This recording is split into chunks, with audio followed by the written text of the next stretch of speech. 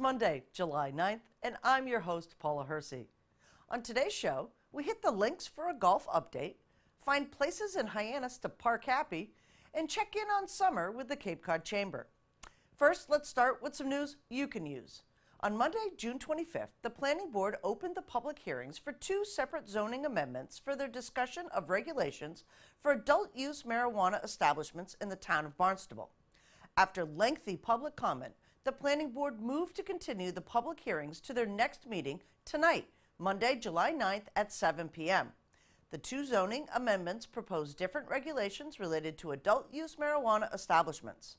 Item 2018-163 proposes to create a cannabis overlay district and regulations for establishing and operating marijuana establishments, sponsored by Councilors Beenenbender, Cullum, and Schnepp. Item 2018-159 proposes to prohibit non-medical marijuana establishments town-wide, sponsored by Council President Steinhilber. The Planning Board meeting will take place tonight, Monday, July 9th, 7 p.m. in the Barnstable Town Hall, 367 Main Street, second floor, hearing room, Hyannis, or live on Channel 18. A Board of Health tobacco nicotine secondhand smoke workshop will be held on Thursday, July 12th at 3 p.m. at Barnstable Town Hall, second floor, hearing room. Bob Collette of the Barnstable County Tobacco Control Program will present multiple ideas that may need to be addressed or updated in regards to our current tobacco regulations. For example, at this time, we do not regulate e-cigarettes, vaping, smoking outdoors at public properties and restaurant patios, increasing the age to 21 for tobacco sales, prohibiting flavored blunt cigars, restricting the locations and number of establishments which can sell tobacco. Two golf courses for the price of one and great youth programming has Barnstable Municipal Golf swinging into the summer. Director of Golf, Bruce McIntyre, chips in with all the details. It's beautiful weather for golf. I'm here with Bruce McIntyre, Superintendent of the Hyannis and Old Barnstable Golf Courses. Bruce, finally. Finally. Yes. Finally. We knew it was going to happen sooner or later, just a little late this year. Just a little late, but it looks like you guys are making up ground as fast as the sunny days are coming. Yeah, I mean, it's amazing what a little weather will do. It's no different than the beaches and anything else, but on these nice sunny days, they come pouring out. Yeah, right. Been extremely busy. Great. Yep. So, talking about busy, and the summer's really starting to hit here. You know, there's a lot of parents out there. What do you do with kids in the summertime? College kids are coming home. High school kids don't want to leave them too alone over the summer. You've got, you know, the younger kids that they need some activity. Absolutely. What does Barnstable Golf offer the youth? Well, an awful lot, actually. For those who don't know, we are one of 5 sanctioned First Tee chapters in the state of Massachusetts. We are the largest chapter in the state of Massachusetts, and the First Tee offers classes from children from 7 to 17. Our spring after-school program is ending next week, and right after the 4th of July, we'll be starting our summer program. If you go to massgolf.com, I believe there's still time to register, but the First Tee program runs for 9 weeks. It's offered professional training and lessons from professionals, as well as life goals and what do we call them? The 9 core values. So we incorporate core values with the game of golf. Last year we had over 500 kids in the summer. So you get the First Tee program. We've got junior clinics almost every day during the week for boys and girls. What's really neat is this past year we changed our junior student membership program to, if you're 17 or under as a junior, for $130, your child can get a membership to play at both golf courses. So for $130, if you're looking for something to do with the kids this summer, yes, they need to know their way around the course, and that's where going through the First Tee and some of the clinics that we offer, get them to that age point. On top of that, with the high school kids and college kids, 17 and older through college up to 22, $260, they can play either course. I think a lot of people can do the math on what a week of summer camp is, or volleyball camp, or sailing or whatever. It's a great deal. The place is loaded with kids. this is the time to do it. It's definitely not too late. Your annual pass is good until next April 1st. So plenty to do. There's a New England PGA Junior League tournament that'll be held here, as well as a Cape Cod Junior League tournament. So as far as kids are concerned, every morning this putting green behind us is going to be loaded with kids. So we do an awful lot.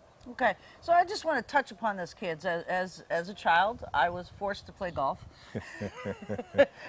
But as I grew up to be an adult, that activity had instilled a lot of different things in me, not just sportsmanship, but all sorts of different types of etiquette. So can you touch upon what a child learns on the golf course? Well, you know, when we push the core values through the first tee, it's honesty, it's integrity, it's judgment, it's interactions and how to deal with people. It's getting along with a number of different people in different age groups. And let's face it, the game of golf is a difficult game. There's a lot of rules. The ideas of competition, friendly competition. Honesty is huge. If you cheat at the game of golf, the old saying is you probably cheated anything. So there's an awful lot of that's instilled with the kids along the way.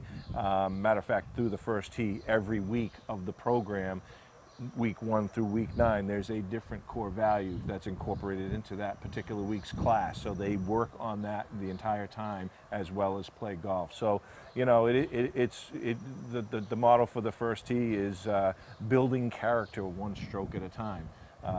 And that's truly what it is. So hopefully the kids are learning the game of golf, they're learning about fun, but they're also learning about life, and they're learning about interaction and some of the things that we want them to emulate as adults when they grow up. That's fantastic. So I'm looking out at the course today, Bruce. Yeah. This is absolutely Isn't it? stunningly beautiful. Yeah, You guys recovered quite nicely. Both no courses, doubt. I was at Old Barnstable Yeah. last night. Both Yeah. courses are looking just The fantastic. horses are in fantastic shape. You know, Mother Nature does help out, but we got a great staff.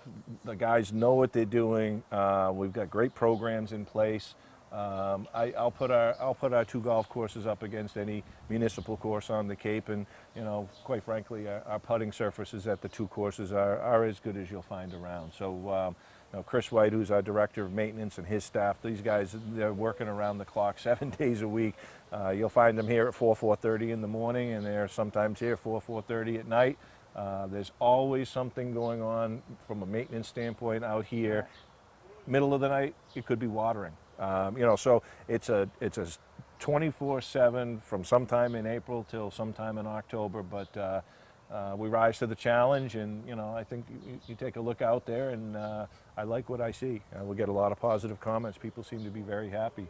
Our annual pass numbers are consistent and always growing, and that's part of the reason why. Right, 2 courses for 1. It's a great deal. It's in, like I said, 2 different courses, but at the same time, both in great shape. Right. Yep. So I'm going to leave it with this. What advice do you have people for a busy weekend and tee times? Boy, I'll tell you, as far as busy weekends are concerned, tee times, you've got to get your tee times in advance, get them soon. In many cases, our weekends are sold out. However, you know, we do offer a resident discount going into the summer. On Monday through Thursdays, it's $35 here, $45 at Old Barnstable, and on the weekends, it's $45 and $55. That might sound like a lot, but that's almost a 50% discount of what we would charge the public, general public. The other thing is twilight golf and 9-hole golf in the mornings. If you're not going to get that 18-hole tee time after 4 o'clock for twilight, $35 for all the golf you can play at either golf course. So that's a really good deal, especially in the afternoons. You come off the beach, you're looking for something to do, or first thing in the morning before the beach. If somebody wants to go out and play a quick 9, both golf courses have early back 9 play. Again, for $30, $35, you can play around. So a lot of different fees, a lot of different options. If you want to play on the weekends, you better call up and get those tee times. They go fast. Excellent. Thanks, Bruce. You're very welcome. Picking up or dropping off at the island ferries, looking for long-term parking, or want to explore downtown Hyannis? Elizabeth Hartsgrove, Assistant Director of Planning and Development, knows all the places to park happy. We welcome back Liz Hartsgrove. Assistant Director of Planning and Development, back to the studio to talk parking. Always somewhat of a hot button issue here in Barnstable, but you guys are going to try something new this year. Yeah. Parking at 200 Main. Yeah, it has actually been in existence for public parking, but it isn't really necessarily working positively for the feedback we've received, so we're trying something new. Okay. And so right now, 200 Main, I actually enjoy it because it's something that you have to balance between the business aspect during business hours for all the town services there, with inspectional services and planning and development located in that building, and the licensing department also. And then balance, what do you do with that parking lot after hours and on the weekends? It's just right in the core area of Hyannis, and it's sitting there empty. That's not a good use of our property. So we tried something new 2 years ago. We installed a meter, and the rates just weren't enticing people to park there for longer than or during the duration of the time. So we've tweaked a little bit and we're going to give it a try this year. Sure. So let's talk a little bit about, this is on the east end of Main Street. Yes, it is. It is close to the ferries. You can drag a suitcase down that hill. Yes, you can. Yes, yes, Right? both to Highline and the Steamship Authority. So, Right. and it's in close proximity to Ace Hardware and a bunch of the restaurants on the east end of Main Street. As So well as the Green. The Green's only a block and a half away. it is, yeah. So- So we, we do like to balance it with public parking, and then also even special events for vendors that need to be parking further away from the actual event. So yeah, it's this new rate. We have 2 seasons and we're trying it out. So we have a guest season and a resident season. The guest season's from April to October. And we are now opening it up to 12-hour maximum and $1 an hour, whereas before it mirrored what was down at Bismore and Ocean Street, and that wasn't really working because it's not the same demand that at Bismore, as we all know. There's a large demand down there, so up at the east end, that's not really the case. So we elongated the hours to 12 during the guest season, and also $1 an hour versus $2 or $3 an hour, which is at Bismore. So we're hoping that then people can stay longer, or even if they're planning on going over to a day trip on the ferries, that they can come back and park happy rather than come back and have a ticket. So that's really the whole core reason why we're changing this up, is to help people park correctly and have different options. Right. And then during the resident season, we're allowing for the first time overnight parking on the weekends. This is all just on the weekends. This is all Friday night up until Sunday night at 10 p.m. So now we're going to allow, during the resident season, we're going to allow them to park for $5 a day and incorporate also overnight parking. And this will be able to assist any residents that are locally, abutting the property, and they have no parking available at their apartment or their condo, and then have their guests be able to park overnight for $5 and have it in a municipal parking lot. So yeah, so hopefully this will work out. Right. So $1 an hour is like unheard of in parking. I mean, that's a low amount. It is. We went to Nashville recently, and it was, I believe, $12 for an hour and a half. So $1 an hour seems like a pretty good deal. And again, you can get to anywhere on Main Street from those parking lots, as well as down to the ferries for a day trip over to Nantucket or Martha's Vineyard. Yeah, we looked at the parking study that was done a couple of years ago by our consultant, Nelson Nygaard, and they did recommend that we start implementing different types of demand parking. And obviously where the most congestion and the most demand is, that's where the rates like your $12 for an hour and a half down in Nashville. And other communities that I've been to, they're very high. But those are in the core areas, the highest demand. And then you gradually decrease that price the further you get away. Well, East End, there's not as much enticement for people to park over there.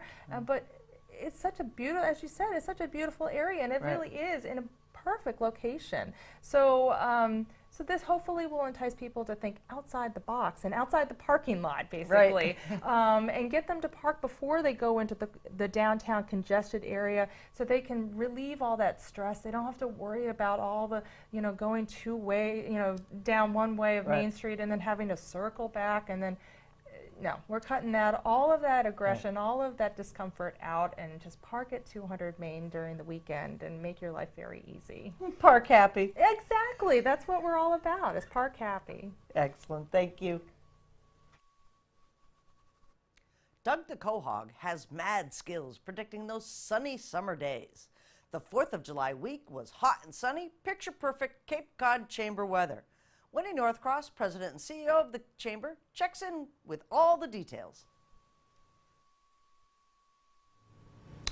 On the phone with us today, President and CEO of the Cape Cod Chamber, Wendy Northcross. My goodness, did Doug the Quahog hit it out of the park for weather this year? I'm telling you, that quahog knows a thing or two, don't you think? I think so. The weather was Cape Cod Chamber perfect for the entire 4th of July. It really was. And what's more important than that, you know, the fact that we can get in all of our fireworks. It was perfect weather for fireworks, not a breeze in the air, so everything was, you know, just beautifully produced. But when it's 106 degrees in Worcester, that's good for business, because people that maybe didn't even think they were going to Cape Cod end up here, at least for a day or two, maybe 3. It was amazing. There was no fog either, which is somewhat surprising. I think almost every 4th of July I remember in recent past has had that fog roll in right at the fireworks time. So it held off last night, and it was perfect. Yeah, so. You know, now that you mention it, that's right. There's been a lot of years that we're sitting there by Hyannis Harbor looking south at fireworks through the fog. I know. So, yeah, it was great weather. We'll take it. Great, and merchants and restaurants were all happy with the people on Cape, I'm sure. Well, you know, it's been a slow spring. Even though it's been busy, it really doesn't break open until school gets out, which happens in late June. And, of course, that's predicated on snow days. So, yes, everyone is doing the most to maximize this time of year, and there's no grumbling, no grumbling. Excellent. So we have a couple of other items to talk about. Friday, I believe, started the Hydrangea Fest? Yes, so Friday was the kickoff. We always do the Hydrangea Festival beginning the first Friday after the 4th of July, so that's a good way to remember it. Then it runs for 10 days, so it goes over 2 weekends, and we just finished our first weekend. And but the good news is that there's a ton more gardens open all across the Cape every single day from now through the 15th of July. So if people want to get the entire list, and this year we have a new map for those that maybe aren't quite as savvy on their cell phones, they can go to our website, and the interactive map will show you exactly where these gardens are. And just go to CapeCodHydrangeaFest.com, maybe even .org. Just Google Cape Cod Hydrangea Festival. It'll take you right there. But it's really a cool thing. You get to see some amazing places, amazing vistas and views and gardens. And these gardeners have been working hard, so they're really happy to be showing off their prized whatever. And it's not just hydrangeas. Right. Yeah, and the hydrangea varieties really astounded me. There's lace caps, and the snowballs have different colors. They're not just blue, as everybody remembers, you know, from those iconic pictures. And I went to, I believe, Mr. Sullivan's garden last year and was blown away. Magical little trolls lived everywhere, and all sorts of ponds. Yeah, and you know what I was really impressed with, and I posted a little video last year, but the birds. He has so many beautiful songbirds there. And like I said, every garden is different, and it's really worth it. Even saying, oh, I don't know. I don't know if I'm going to drive all the way to Eastham, or I don't know if I'm going to go all the way to Falmouth. There are some cool things. But the good news, too, is that all benefits local charities. For example, in the town of Barnstable, the Barnstable Education Foundation is a beneficiary. We have the Barnstable Yarmouth Lions Club. You know, there's Osterville Garden Club as a beneficiary. So when people pay $5 at the gate, 100% of that money is kept by the local charities that put together the gardens, and we just help to promote it and get people here. We actually have people that travel here from other parts of the world, including other parts of our own country, just to see our gardens. That's amazing, and it's such a great event for all of our nonprofits that participate, and the weather will be perfect again this week. So, of according to the clam. According to the clam. Excellent. And then we have some business as well, the cannabis business. You've got a workshop coming up. Well, talk about growing things, right? The state of Massachusetts legalized recreational use for marijuana on July 1.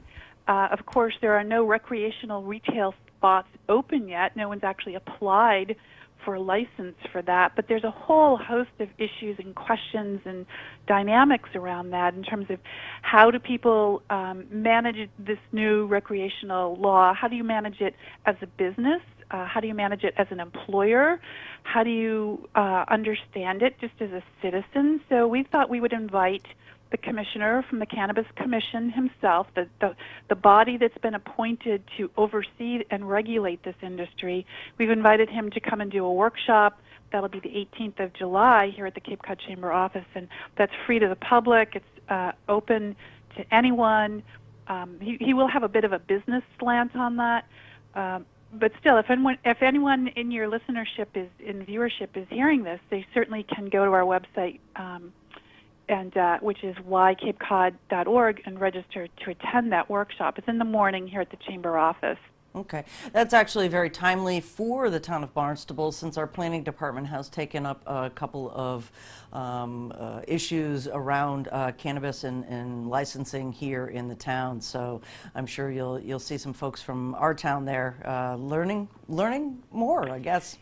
Yeah, it's a great question. It's a great time to get your questions answered right from the source. And I think as this rolls out and as the towns figure out, to allow it or not, or even how to deal with it. Right. Even from the employer standpoint, Paula, what do you do if someone comes to work and they've been smoking marijuana? Right. Do you have the right policies in place as an employer? So a lot of things to think about there. So we encourage people to think about. We might repeat this again later in the summer. I know it's summertime. Right. People are busy, kind of a crazy time for a workshop.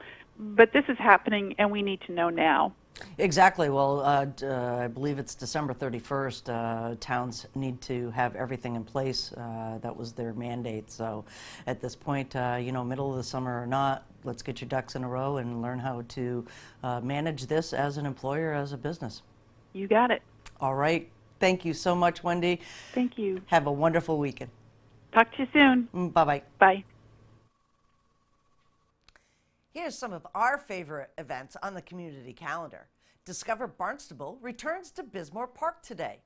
Backed by popular demand, the Gateway Greeter program has once again partnered with various town departments in developing fun, free, interactive talks and activities each week at the Welcome Center lawn every Monday and Thursday in July and August. Families are invited to participate in a wide variety of organized and educational activities, exploring services and programs which enhances our quality of life and supports the needs of our community. This year's participating departments include Barnstable Municipal Airport, Village Libraries, Public Works, Natural Resources, Senior Services, Golf, Recreation, and Animal Control. Where? Bismore Welcome Center, 180 Ocean Street, Hyannis. When? July and August, Mondays 10:30 a.m. to 11:30 a.m. and Thursdays 4:30 p.m. to 5:30 p.m.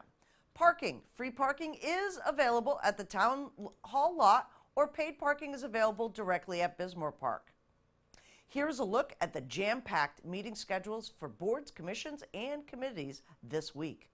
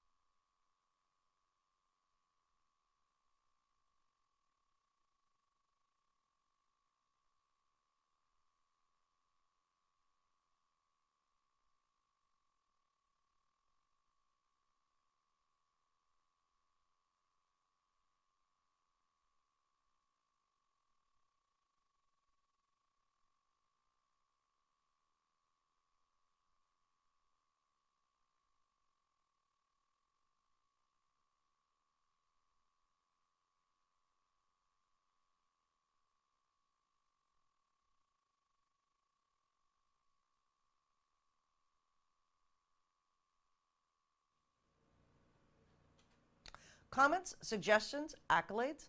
Connect with us on Facebook, email us, or send us an old-fashioned note by carrier pigeon. Channel 18 works. For you. I'm Paula Hersey, and thank you for watching Barnstable Today.